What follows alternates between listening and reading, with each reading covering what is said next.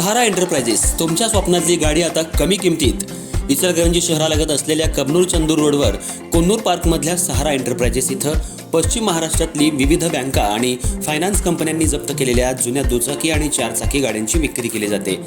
Showroom किमतीपेक्षा 25 ते 50% कमी दरात, उत्तम स्थितीत आणि संपूर्ण कागदपत्रांसह त्वरित डिलिव्हरी. दुचाकी 20,000 पासून पुढं तर चारचाकी 50,000 पुढं. आपल्या पसंतीची कार किंवा बाईक आता अगदी परवडणाऱ्या दरात घेऊन जा. विश्वास, पारदर्शक व्यवहार आणि उत्तम सेवा हेच आमचं वैशिष्ट्य. पत्ता Konnur park, Kabnur Chandur road, Ichalkaranji. Proprietor Rajubhai Ajgar. संपर्क 8055810910 आणि 9860785786. सहारा एंटरप्राइजेस, दर्जा, विश्वास आणि बचत यांचं परिपूर्ण ठिकाण.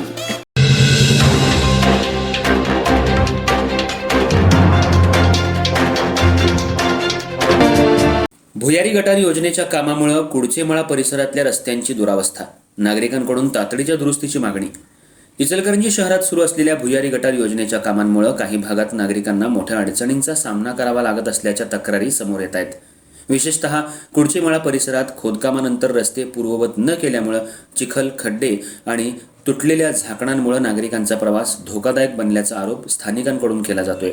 शालेय विद्यार्थी, दुचाकीस्वार, ज्येष्ठ नागरिक आणि महिला यांना याचा सर्वाधिक फटका बसत असल्याचं सांगितलं जातंय. प्रशासनानं तात्काळ पाहणी करून सुरक्षिततेच्या दृष्टीनं आवश्यक उपाययोजना कराव्यात अशी मागणी नागरिकांकडून होतीये. खासदार, आमदार, महापौर, उपमहापौर, आयुक्त, नगरसेवक गप्प का आहेत?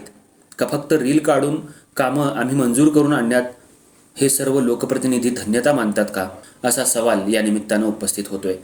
इचलकरंजी शहरामध्ये सुरू असलेल्या भुयारी गटार योजनेचं काम सध्या विविध भागात सुरू आहे.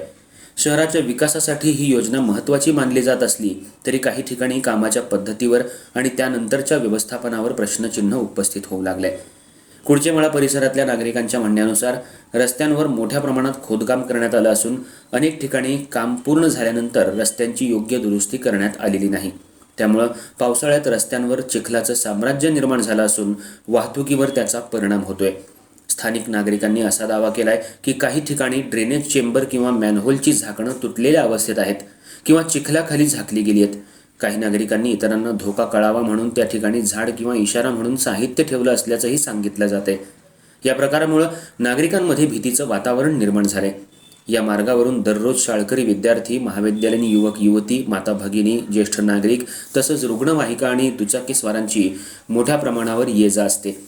नागरिकांच्या म्हणण्यानुसार चिखल आणि उघड्या भागांमुळे घसरून पडण्याच्या घटना वाढल्याची चर्चा परिसरात सुरू आहे.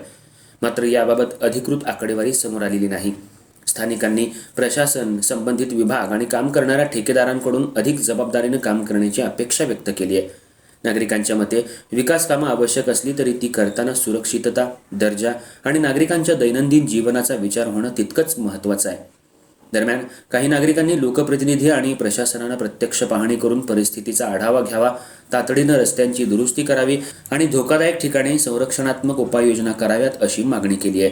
तसंच खासदार, आमदार, आयुक्त, महापौर, उपमहापौर यांनी मात्र या कामांकडे दुर्लक्ष केलंय.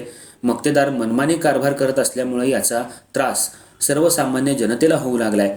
विकास कामं होत असताना मात्र संथ गतीनं ही विकास कामं होऊ लागली आहेत. त्याच्या त्रासाला नागरिक कंटाळलेत. शहरातल्या अनेक गल्लीबोळांमध्ये विकास कामं सुरू आहेत, पण त्या ठिकाणी काम पूर्ण झालेलं नाही. त्या ठिकाणी पॅचवर्क केले गेलेलं नाही. घरामध्ये जात असताना चिखलातून जावं लागतंय.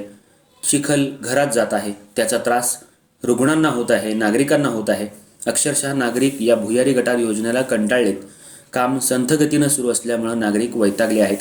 आमदार महोदयांनी ज्या ठिकाणी विकास कामं आहेत त्या ठिकाणी जाऊन सोशल मीडियावर चांगलीच प्रसिद्धी घेतली आहे, पण ज्या ठिकाणी कामं चांगली होत नाहीत त्या ठिकाणी नागरिक पडत आहेत.